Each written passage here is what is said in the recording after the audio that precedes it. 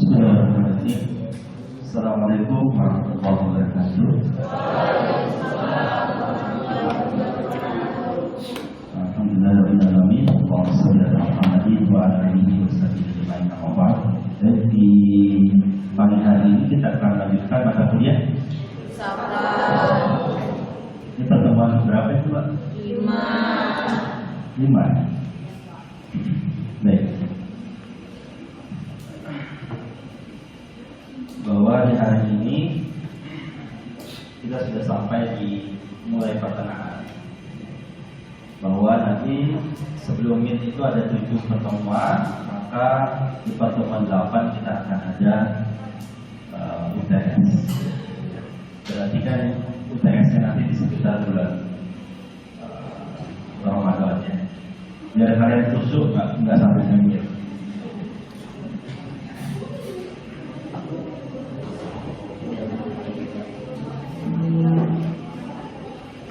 Baik, saya mengingatkan kembali pertama bahwa saya akan menilai dengan kehadiran open learning, lalu tugas, UTS dan UAS.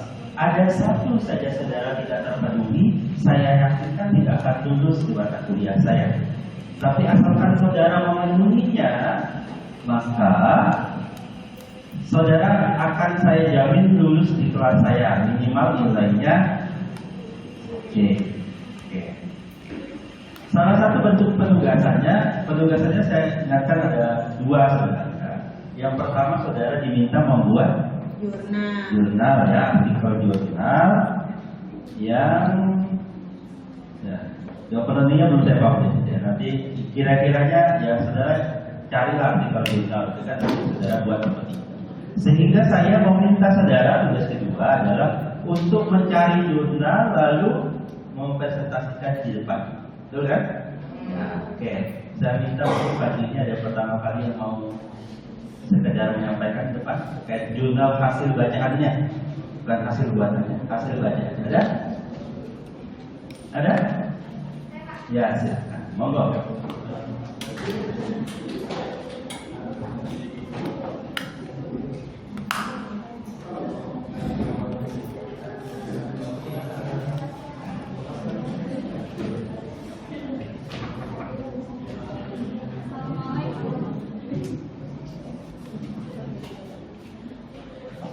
Assalamualaikum warahmatullahi wabarakatuh. Waalaikumsalam warahmatullahi wabarakatuh. Hari ini saya akan membacakan jurnal dengan judul Memaknai Hukuman Mati bagi Koruptor Berdasarkan Filsafat Hukum oleh Dia W. Akmal dan Syarif Rizal Muktimada. Oke teman-teman, seperti yang telah kita ketahui, korupsi merupakan permasalahan bangsa yang sangat merugikan sekali untuk masyarakat dan dapat mengganggu stabilitas negara. Hukum yang telah dibentuk seakan-akan hanya untuk menjadi aturan kosong semata ketika disandingkan dengan fakta bahwa setiap tahunnya banyak sekali kasus korupsi yang terjadi. Korupsi ini telah membudaya di negara kita dan mengakar kuat sehingga sangat sulit untuk diberantas. Yang kita ketahui selama ini, penegakan hukum kasus korupsi ini belum dapat memuaskan rasa keadilan bagi masyarakat, apalagi masyarakat sebagai korban yang terdampak langsung dengan adanya kasus korupsi ini.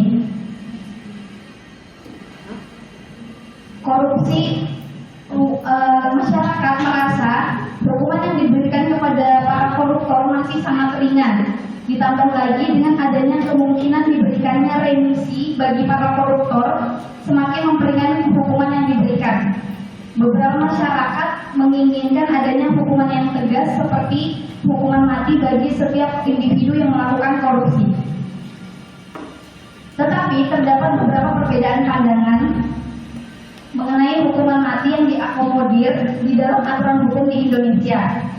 Ada yang berpendapat bahwa hukuman mati merupakan bentuk pelanggaran HAM, terutama hak untuk hidup. Sementara beberapa pihak ada yang menganggap hukuman mati merupakan konsekuensi logis atas tindakan yang tidak memperhatikan hak asasi manusia.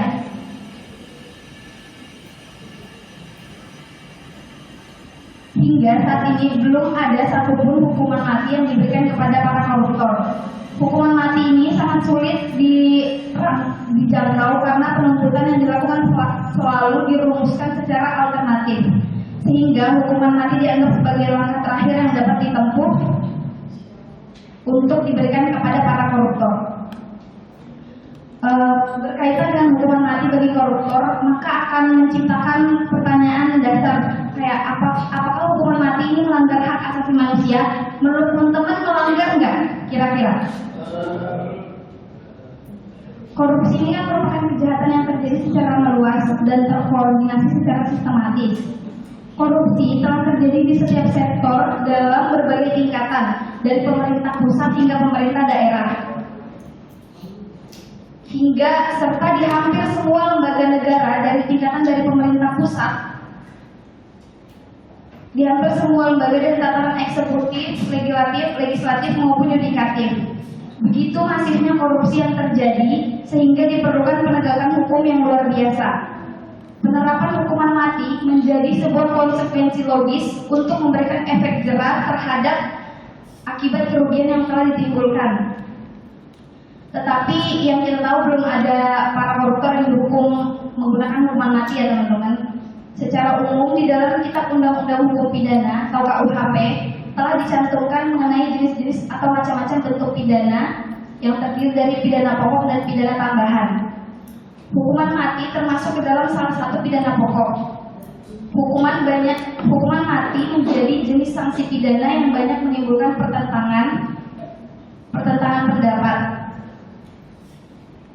Banyak masyarakat maupun ahli hukum yang mendukung sanksi tersebut dan tidak sedikit juga yang menolak pemberlakuan hukuman mati tersebut. Hukuman mati masih menjadi perdebatan di seluruh negara yang ada di dunia.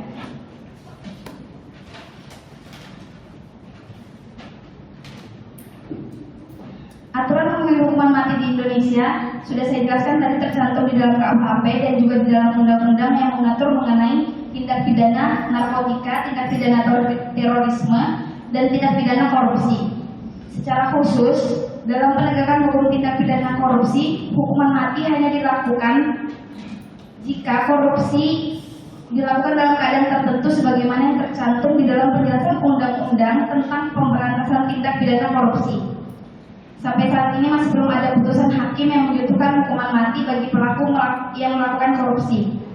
Mahkamah Konstitusi dalam putusannya telah menegaskan bahwa hukuman mati merupakan bentuk dari pembatasan HAM karena adanya keseriusan akibat yang ditimbulkan bagi masyarakat. Sehingga hukuman mati bagi koruptor tidak melanggar HAM karena sejatinya koruptor telah lebih dulu melanggar hak masyarakat luas yang mengakibatkan penderitaan dan kesengsaraan. Penormaan hukuman mati bagi koruptor bertujuan untuk memberikan rasa takut kepada setiap orang yang ingin melakukan korupsi tersebut. Selain itu, penegakan hukum yang tegas dianggap sebagai pemberian keadilan bagi masyarakat. Itu aja yang bisa saya sampaikan dalam drama ini. Kurang dan lebihnya saya mohon maaf. Wassalamualaikum warahmatullahi wabarakatuh.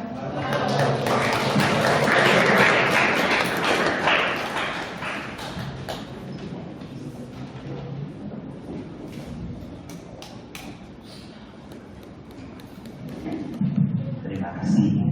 Itu tadi sharing dari saudara sendiri ya, buat rekan-rekan sekalian. Kenapa saya di kelas-kelas saya minta ada yang membaca lalu menyampaikan. Sebenarnya ini memudahkan saudara. Cara mudah untuk menulis jurnal adalah saudara baca dulu jurnal. Salah satu kenapa tidak bisa menulis jurnal, nanti bingung ketika menulis skripsi adalah karena dia tidak terbiasa membaca. Kalau sudah terbiasa membaca lalu melihat orang itu menulis begini, oh ada latar belakangnya toh di jurnal ini, oh ada rumusan masalahnya, oh begini cara menjawab rumusan masalahnya, oh penulis yang ini dia rumusan masalahnya seperti ini, lalu dia akan jawab dengan cara. Di jurnal yang lain, di artikel yang lain, ada orang punya rumusan masalah begini, dia jawabnya dengan cara begini. Sebenarnya tulisan-tulisan itu hanya mengajarkan kita bagaimana cara melihat sesuatu itu secara ilmiah. Oh, ini ada masalah, Lalu masalah itu kita konkretkan, sebenarnya pokok masalahnya itu ini loh. Lalu untuk menjawab permasalahan itu bagaimana? Oh, ada metode cara menyelesaikannya. Oh, begini. Nanti ujungnya kita akan ketemu. Oh, kesimpulannya begini. Semudah itu sebenarnya akarnya. Sama seperti filsafat. Filsafat itu mengajarkan kita begitu. Berpikir buah dari filsafat salah satunya adalah kita mampu berpikir runut dan ilmiah. Kenapa? Karena ternyata banyak orang yang pikirannya tidak runut dan tidak ilmiah, muter-muter ya. Filsafat ini ingin menguraikan itu. Kenapa juga di akhir saudara diminta untuk membuat satu karya ilmiah agar saudara terbiasa untuk menyusun satu karya yang runut, yang berpikirnya baik, ya, lalu dituangkan dalam satu tulisan. Sehingga kalau saudara itu sudah tuntas, biasanya terutama kalau ketemu saya di semester 5, ketemu saya di semester 6, di semester 7 saudara itu mengambil skripsi akan mudah. Saya jamin kalau saudara betul-betul berlatih menyusun membuat karya. Di semester 5 saudara belajar manajemen, semester 6 saya coba dorong saudara untuk belajar menulis yang baik. Nanti ketika semester 7 besok, saudara harapannya sudah siap untuk skripsi. Mudah-mudahan semester depan lulus ya. Atau ada yang banyak, saya pengennya 10 semester, nggak apa-apa ya. Pengen 14 ya, nggak apa-apa juga.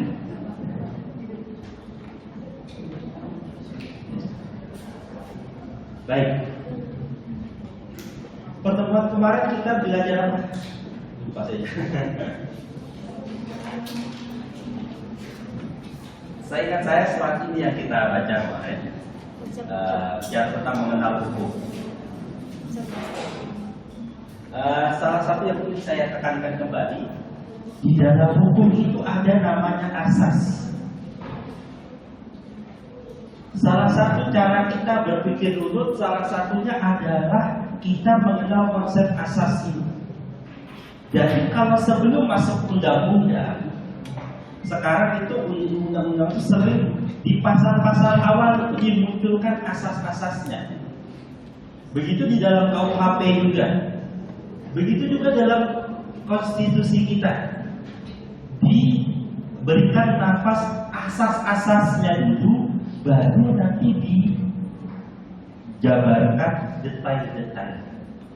Dari situ saya bisa gambarkan bahwa asas ini sifatnya umum, memayungi nanti detail-detail yang ada di dalam peraturan perundang-undangan. Dari sudut pandang itu, dari sudut pandang payung. Di balik itu, asas ini juga bisa terbentuk dari undang-undang itu. Dari peraturan yang detil itu, kita nanti menyimpulkan sesuatu. Nah, kesimpulan atas berbagai pasal itu bisa juga disebut sebagai asas. Ya, bahwa ternyata hukum itu yang namanya asas hukum yang sering kita bahas. Wah, ini dalam pasal dalam undang-undang ini, dalam bidang hukum ini, di dalam mata kuliah ini ada asas-asas hukumnya. Ternyata asas hukum itu bisa dilihat dari dua sisi. Satu sisi ia memayungi peraturan-peraturan, di satu sisi yang lain dari peraturan yang berserakan itulah saudara bisa mengambil satu asas. Coba kita lihat Pak. Jadi Prof. Daud Ali ini pengajar hukum Islam di Universitas Indonesia. Asas hukum adalah kebenaran yang dipergunakan sebagai tumpuan berpikir dan alasan pendapat, terutama dalam penegakan dan pelaksanaan hukum. Beliau mengatakan bahwa dari asas ini ia bisa menjadi tumpuan dari berpikir sebagai alasan-alasan. Dari sini kita bisa melihat bahwa ini ada asas adalah bagian global dalam detail-detail. Kalau kata Pak Sudinyo, asas hukum adalah prinsip hukum merupakan pikiran dasar yang bersifat umum, merupakan latar belakang dari peraturan yang konkret. Sama, bahwa asas-asas itu dia menjadi latar belakang, dia menjadi hal yang umum, dia menjadi hal yang nanti memayungi dan membawa-bawa. Ya, dari peraturan yang konkret yang terdapat dan dalam dan di belakang setiap sistem hukum. Asas terwujud dalam peraturan perundang-undangan dan putusan-putusan hakim. Walaupun secara tegas Prof. Sudinyo mengatakan ia merupakan latar belakang, tapi sekali lagi asas ini sifatnya bergerak. Kalau asas yang sudah ada sejak lama, itu kan namanya asas yang melatar belakangi lebih dahulu dibanding peraturannya. Tapi kalau kita cermati bahwa asas itu ada terwujud dalam peraturan perundang-undangan dan putusan hakim, dan sifatnya peraturan perundang-undangan dan putusan hakim ini kan dia dinamis, dia bergerak terus, dia menemukan terus berdialektika, dia berhubungan dengan hubungan manusia. Ketika manusia terus bergerak, nanti dia akan menemukan ternyata ada asas-asas baru. Lahir dari mana? Dari peraturan perundang-undangan dan putusan-putusan hakim itu. Oleh karena itu, saudara, di mata kuliah penalaran hukum ketemu dengan satu istilah namanya penemuan hukum. Sebagian pendapat mengatakan namanya penciptaan hukum. Tapi para pakar yang saya ikuti itu tidak menggunakan istilah penciptaan hukum. Kenapa? Karena penemuan hukum itu sebenarnya hukumnya sudah ada. Bisa jadi asasnya baru ketemu nih. Sebenarnya asas itu sudah wujud pada putusan-putusan hakim. Oh, sekarang trennya seperti ini. Maka dari situ muncul diabstraksi, disimpulkan. Nah, kayak saudara bikin tulisan tadi, dari penjabaran yang saudara tuliskan itu nanti disimpulkan dari berbagai peraturan dan putusan hakim, nanti bisa disimpulkan satu hal yang bernama asas hukum.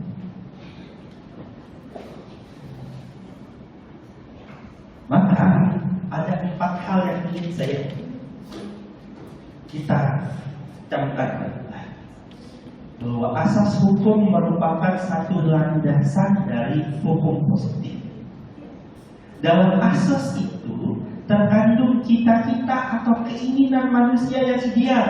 Bahkan sering ditemukan, oh peraturannya seperti itu Pak, tapi idealnya ya enggak gitu. Tapi ternyata di lapangan enggak kayak gitu Pak. Oh ternyata kejadiannya prakteknya enggak.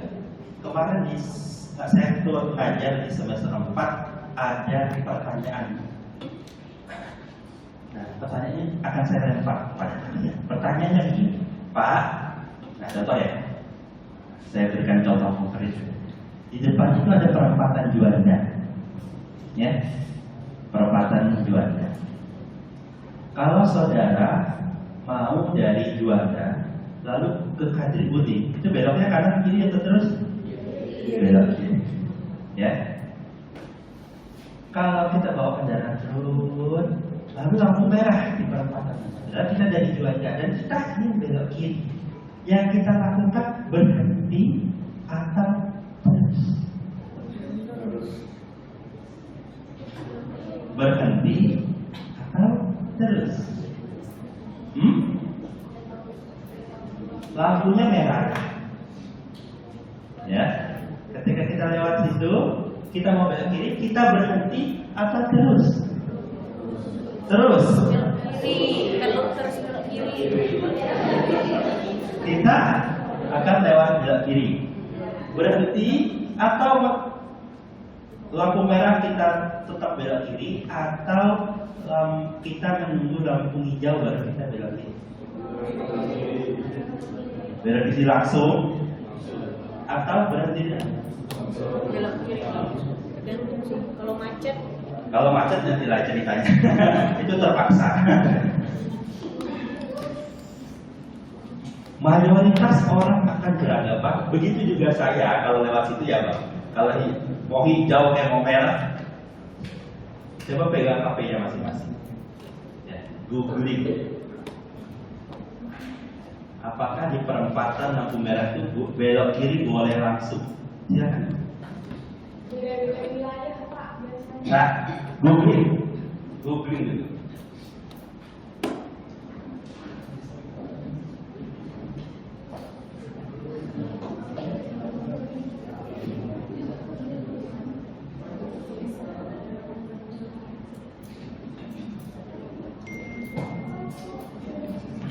Sudah ketemu jawabannya?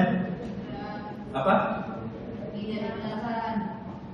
Ternyata tidak dibolehkan menurut. Tapi para mahasiswa hukum, termasuk dosen hukum, kalau lewat situ, kenapa ya? Kok ada yang merasa baru tahu peraturan itu? Ada yang merasa dari kalian baru tahu, baru ketemu jawaban bahwa menurut undang-undang itu dilarang? Ada? Atau karena sudah tahu sebenarnya? Atau baru ini ketemu? Baru tahu sekarang kan? Padahal peraturannya tahun berapa itu? 2009. Kalian usia berapa itu? Itu sudah 15 tahun yang lalu, saudara-saudara. Kenapa? Ini menarik. Dulu sebelum tahun 2009, aturannya belok kiri itu silakan aja 14. Silakan buka kiri. Mulai 2009 itu terlarang, kecuali yang sehingga muncul apa istilahnya rambu-rambu belok kiri jalan terus. Itu diprotes lagi, ada yang protes. Pak, kami kan mau belok kiri, bukan jalan terus. Dirubah lagi sebagian tulisnya jadi belok kiri jalan langsung. Berarti kalau ada rambu-rambu itu diperkenankan belok. Selain di rambu-rambu tersebut, maka kembali ke peraturan perundang-undangan jadi dilarang untuk belok. Tetap harus ikuti sampai pemerintah itu bikin tulisan belok kiri ikuti isyarat lampu. Kenapa? Saking tidak tersosialisasikannya, saking tidak diketahuinya peraturan perundang-undangan tentang lalu lintas, padahal sudah dari 2009 dilarang. Kenapa itu bisa terjadi? Nah, ini kita lihat, bisa belajar dari asas. Bahwa asas itu adalah di dalam asas terkandung cita-cita yang diinginkan yang ideal. Dulu itu bebas aja belok kiri, sehingga terbuat menjadi satu budaya bahwa kalau bawa kendaraan di perempatan belok kiri itu boleh langsung. Lalu tiba-tiba menurut pemerintah, ini berbahaya, ini begini, sehingga pemerintah membuat aturan merubah sesuatu yang menjadi budaya sudah bertahun-tahun, sudah puluhan tahun menjadi budaya, tiba-tiba dibuat satu hal yang lebih ideal yang ingin diraih. Agar apa? Agar tertib di perempatan, tertib di lalu lintas. Tapi pada kenyataannya apakah terlaksana? Sampai berapa detik yang tadi bahwa mayoritas mahasiswa hukum pun tidak tahu kalau belok kiri itu terlarang. Tuh, hari ini per detik ini semua di kelas ini sudah tahu. Tapi apakah besok kalau lewat perempatan Belanda itu akan berhenti? Tidak.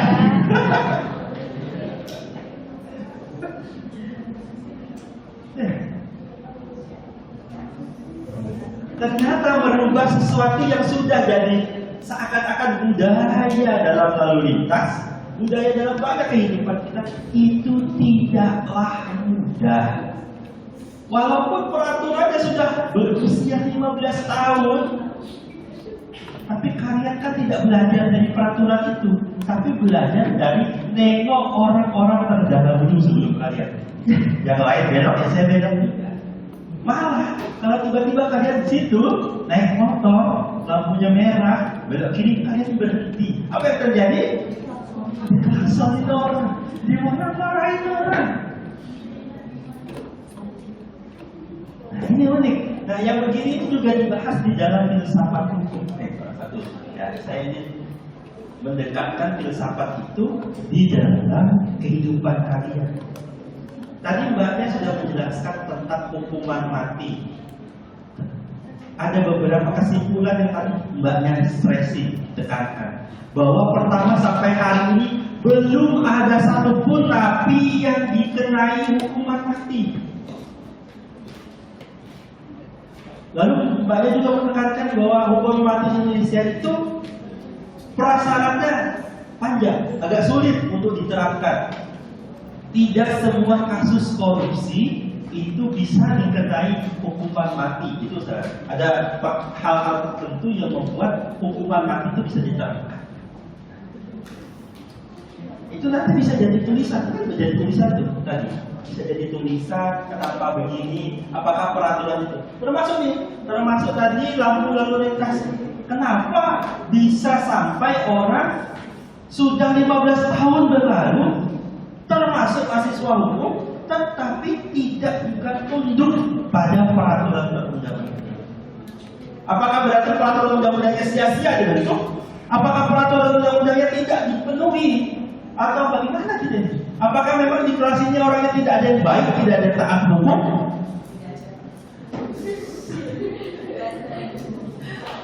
Ini kan pertanyaan. Nanti muncul, oh Pak, ternyata aturan hukum itu ada yang sifatnya berkaitan dengan moral, ada yang berkaitan dengan hanya sifatnya itu aturan saja, tidak berkaitan dengan moral. Nah, itu nanti ada isu yang kita bahas. Pertanyaan saya ini, kalau ada orang memperkosa seseorang, apakah kita katakan dia orang baik? Orang bermoral? Kita katakan dia adalah orang yang tidak bermoral, ya, moralnya buruk. Pertanyaannya, apakah kalau ada seorang dosen pengajar filsafat hukum di lampu merah, lampunya warna merah, nerobos lampu merah itu, perbuatan melanggarnya itu disebut tidak bermoral? Nah, ini kan jadi pertanyaan.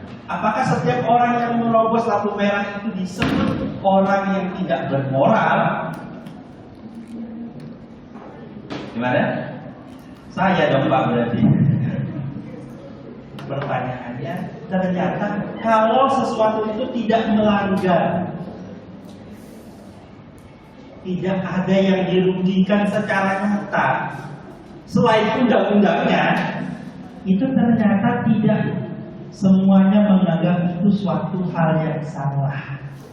Orang anggap biasa-biasa saja. Malahan kalau saudara berhenti dari itu menurut orang-orang salah. Woi, lewat woi. Woi, maju kan? Malah saudara ketika taat pada undang-undang itu malahan secara sosial masyarakat dianggap salah. Ini kan memang jadi masalah. Nah, itu salah satu isu yang nanti akan kita bahas di dalam pembelajaran filsafat. Asas merupakan segala persoalan hukum yang ada di dalam masyarakat, merupakan satu sumber hukum material. Jadi peraturan-peraturan yang detail di bawahnya itu dibuat salah satunya bersumber pada asas hukum. Asas hukum mengatakan dalam pidana misalnya bahwa ada asas namanya asas legalitas. Seorang itu tidak bisa dipidana kecuali sebelumnya telah ada peraturan perundang-undangan yang menyatakan bahwa tindakan tersebut adalah satu tindakan pidana. Kalau misalnya ini aturannya, bayangannya ada satu aturannya yang melarang kita membagikan buku ini. Itu ditetapkan pada tanggal 5 hari ini hari Selasa tanggal 5 2024 jam 12 siang nanti. Jadi sekarang kita bolak-balik. Apakah perbuatan pidana? Tidak. Tapi jam 12 lewat 1 detik nanti itu adalah satu perbuatan pidana. Suka nggak suka, ikutnya suka. Termasuk saudara mau terobos apa tidak itu, polisi ketika nongkrong di situ akan satu kena. Kalau polisi itu tinggal nongkrong di situ ya. Kena kalian semuanya. Soalnya saya pernah kejadian boncengan sama teman. Nah, teman depan itu terobos gitu. Masalahnya yang bikin malu itu adalah dia pakai baju kayak kalian itu ada tulisannya hukum. Kena tilang dia orang. Allah, malu kan tahu. Hati-hati yang pakai baju kayak gitu aja. Ya, silakan. Tadi barusan Bapak menjelaskan tentang asas legalitas. Ya. Barusan juga dijelaskan tentang asas buntu dan saat membentukkan hukum positif. Nah, asas legalitas tadi kan Pak, kayak yang tadi barusan Bapak kasih analogi. Nah, berarti kalau misalnya ada asas yang bertentangan dengan asas legalitas, berarti asas legalitas ini Pak belum menjadi asas yang ideal Pak. Karena di samping asas legalitas itu Pak ada asas yang mengatakan hukum itu berlaku surut, seperti kalau nggak salah itu asas undang-undang apa yang dulu pernah ada di Bom Bali kalau nggak salah. Undang-undang terorisme. Nah jadi gimana Pak menurut Bapak? Satu, bahwa hukum itu asas itu adalah keinginan manusia yang ideal. Cuma nanti ada lagi asas yang mengatakan ya setiap asas itu pada dasarnya ada pengecualian. Itu kalau kalian belajar usul fikih, karena belajar usul fikih ya. Setiap yang A itu kan ada khas, ada taksisnya. Kok bisa ngerti Pak ya? Pernah saya belajar. Jadi ada sesuatu yang kullu, seluruhnya, kata-katanya kulluhum, seluruhnya kalian. Tapi ada pengecualiannya. Ternyata dalam setiap itu ada yang sifatnya pengecualian. Loh, berarti itu bukan asas. Masalahnya yang boleh mengecualikannya asas juga. Ya, yang boleh mengecualikannya asas juga. Sehingga ada asas yang nanti menyempurnakan, disempurnakan dengan asas yang lain. Ada dalam kondisi-kondisi tertentu ada namanya asas retroaktif, berlaku surut. Begitu. Jadi ternyata bisa disimpan, bisa, tapi dengan asas. Nah, ya. Jadi yang disebut itu, berarti boleh disimpan, iya, tapi ya, menyimpannya nggak sembarangan. Menyimpannya juga dengan asas. Satu, ternyata, loh, kenapa asas yang baru itu bisa menyimpan? Kembali ke sini, bahwa asas yang menyimpan itu adalah sesuatu yang ideal, yang sesuai dengan keinginan manusia. Pada dasarnya orang itu tidak boleh dihukum legalitas tadi, dipidana karena suatu perbuatan yang belum ditetapkan sebelum kejadian. Jadi asas legalitas itu seseorang akan dihukum apabila peraturan perundang-undangannya sudah secara jelas menyatakan bahwa perbuatan itu adalah perbuatan. Di kasus bom Bali itu terorisme itu, undang-undang terorismenya baru dibuat setelah kejadian bomnya. Untuk apa? Untuk menghukum. Kok boleh? Salah satu clue-nya di atas asas ini ada sesuatu lagi. Nah, itu nanti kan kita sampai di pertemuan berikutnya. Biar penasaran. Ada sesuatu di atas asas lagi. Kok di sini dulu? Ya. Sampai saat ini kita stop di sini dulu. Kita ngomongin asas sampai ke sini. Gitu ya. Jadi asas hukum adalah fundamen sistem hukum, bersifat umum dan menjadi dasar bagi sistem hukum. Dasar bagi sistem. Ini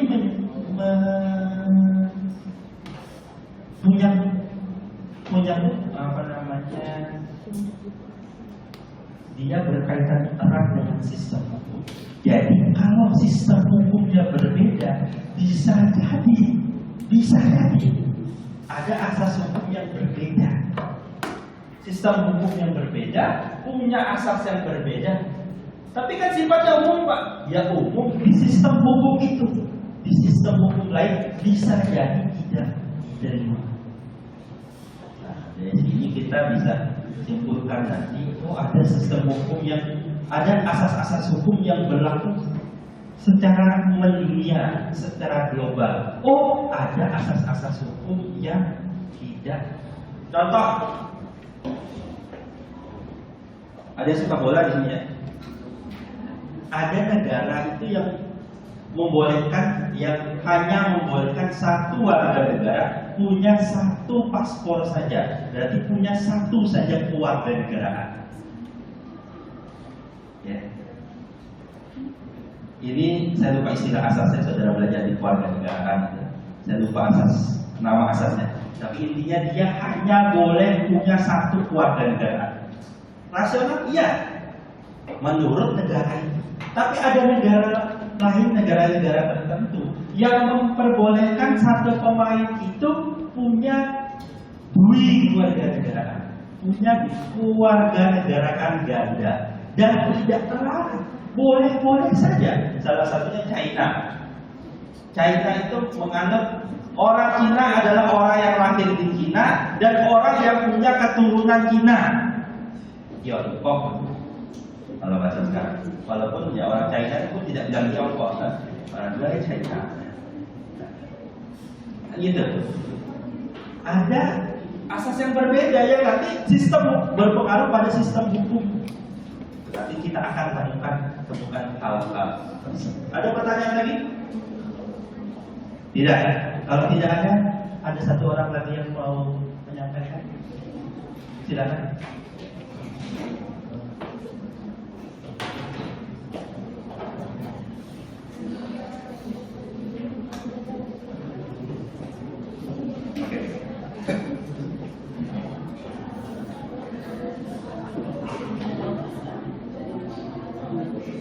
Baik. Pada kesempatan kali ini saya akan sedikit mendeskripsikan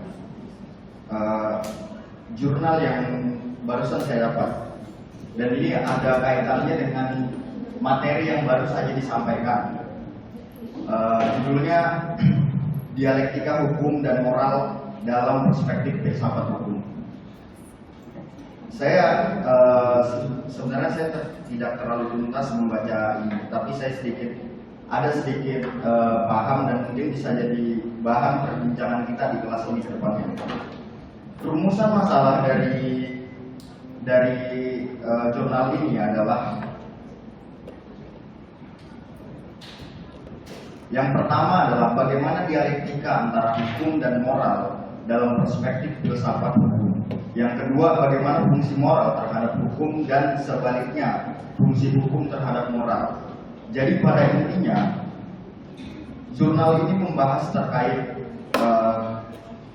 bagaimana hukum hadir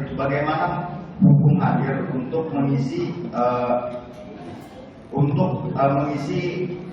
keterkosongan moral, dan moral hadir untuk mengisi bagaimana landasan dibentuknya hukum.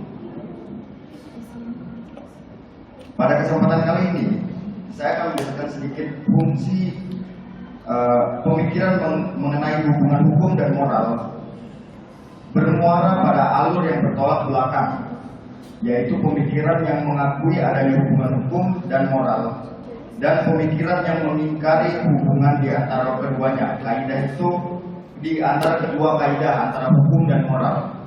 Pemikiran yang mengakui adanya hukum dan moral diwakili oleh mazhab hukum kodrat, sedangkan pemikiran yang mengingkari hubungan itu adalah positivisme. Dalam konteks ada hubungan antara hukum dengan moral, terdapat tiga pola hubungan hukum dan moral, yaitu hukum merupakan bagian dari sistem ajaran, ajaran moral, agama, atau ideologi. Hukum merupakan derivasi dari prinsip-prinsip moral umum dan persinggungan antara hukum dengan moral. Adanya hubungan hukum dan moral melahirkan relasi fungsional yang resiprokal antara kedua entitas tersebut dalam pembentukan hukum dan penegakan hukum. Fungsi moralitas terhadap hukum meliputi sumber etik, nilai, pembentukan hukum positif, sumber kaidah bagi hukum positif, instrumen evaluatif bagi substansi kaidah hukum, dan sumber rujukan justifikasi bagi penyelesaian kasus-kasus hukum yang tidak jelas aturan hukumnya. Fungsi hukum terhadap moral terdiri dari fungsi mentransformasikan kaidah-kaidah moral yang bersifat individual menjadi kaidah hukum yang bersifat sosial dengan dukungan sanksi tertentu, memperkokoh nilai-nilai prinsip dan kaidah-kaidah moral, membentuk moralitas baru dalam masyarakat, dan sarana untuk menegakkan nilai-nilai prinsip-prinsip dan kaidah-kaidah moral dalam tatanan kehidupan sosial.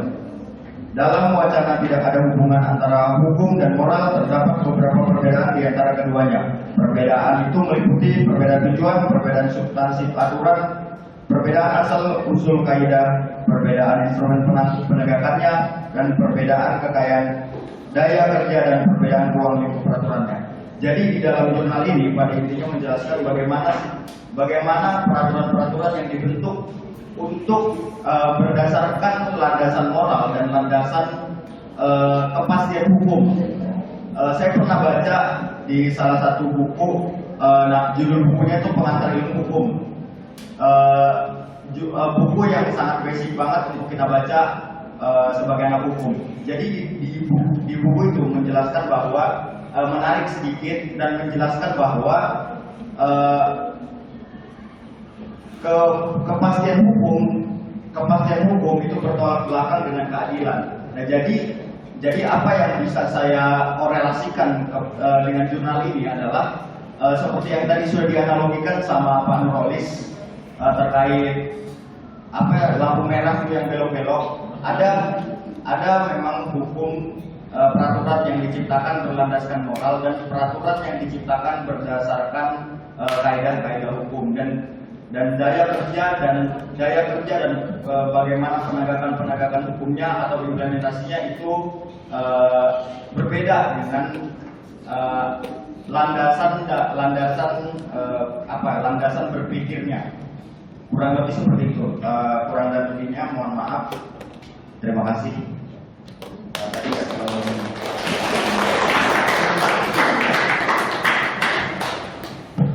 Baik, terima kasih. Satu yang mau saya garis bawahi tadi disampaikan bahwa ada aliran-aliran. Nah, nanti di pertemuan selanjutnya kita akan ketemu dengan aliran-aliran. Kenapa saya sampaikan begini tadi sudah disinggung juga bahwa ternyata dalam hukum itu punya aliran-aliran yang nanti membuat sesuatu yang berbeda. Sehingga saudara kalau ketemu orang berdebat tentang hukum, salah satu alasannya adalah karena para tokoh itu, profesor ini bilang ini, profesor itu bilang ini, kok bisa begitu? Kita mulai bisa mengenal, profesor itu dalam pendapat itu dia ambil aliran A.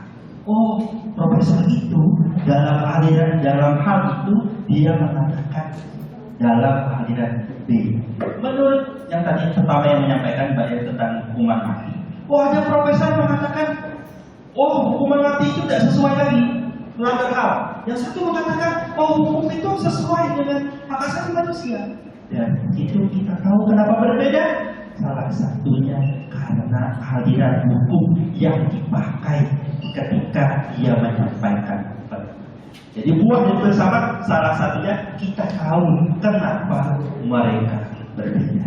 Demikian, assalamualaikum warahmatullahi wabarakatuh.